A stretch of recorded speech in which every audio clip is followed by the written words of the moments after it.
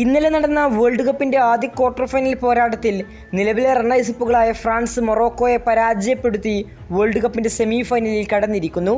ഇതോടെ Morocco world കപ്പിൽ നിന്ന് പുറത്താകുന്നു. ഇനി വേൾഡ് കപ്പിൽ അവശേഷിക്കുന്നത് 7 ടീമുകൾ മാത്രമാണ്. England, Argentina, Norway, Switzerland, Spain, Belgium, France ഇങ്ങനെ 7 ടീമുകൾ മാത്രം. ഇതിൽ ആരായിരിക്കും ഫിഫ വേൾഡ് കപ്പിൻ്റെ ഫൈനൽ കളിക്കുക? ആര് കിരീടം നേടും?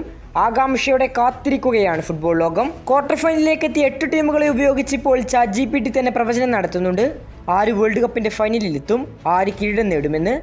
ഫ്രാൻസ് മൊറോക്കോ പോരാട്ടത്തിൽ മൊറോക്കോ വിജയിക്കും.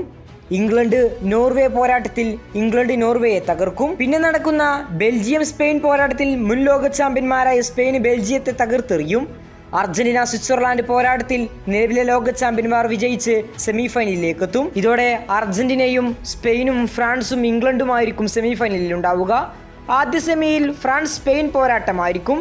ഈ ഒരു പോരാട്ടത്തിൽ നിലവിലെ റണ്ണേഴ്സിപ്പുകളായ ഫ്രാൻസിനെ തകർത്ത് സ്പെയിൻ ഫൈനലിലേക്ക് മുന്നേറും. മറുഭാഗത്ത് നടക്കുക ഇംഗ്ലണ്ട് അർജന്റീന സെമി ഫൈനൽ പോരാട്ടമായിരിക്കും.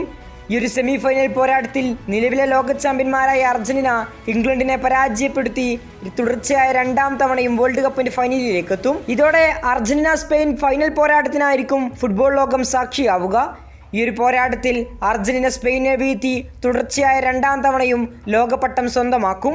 തുടർച്ചയായ 2ാം കിരീടമായിരിക്കും ലിയോ മെസ്സിക്കും സംഘത്തിനും ലഭിക്കുക. സെമി ഫൈനലിൽ തോറ്റ ഫ്രാൻസും ഇംഗ്ലണ്ടും തമ്മിൽ 3ാം സ്ഥാനത്തിനായുള്ള പോരാട്ടത്തിൽ ഇംഗ്ലണ്ടിനെ തകർത്തെറിഞ്ഞുകൊണ്ട് ഫ്രാൻസ് 3ാം സ്ഥാനം സ്വന്തമാക്കും. നിലവിലെ ടീമിനെ ഉപയോഗിച്ച് ChatGPTയുടെ പ്രവചനമാണ്.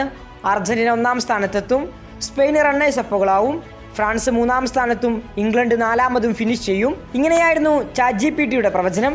ഏതായാലും കാത്തിരുന്നു തന്നെ കാണാം. ഇത് വെറും പ്രവചനങ്ങളാണ്.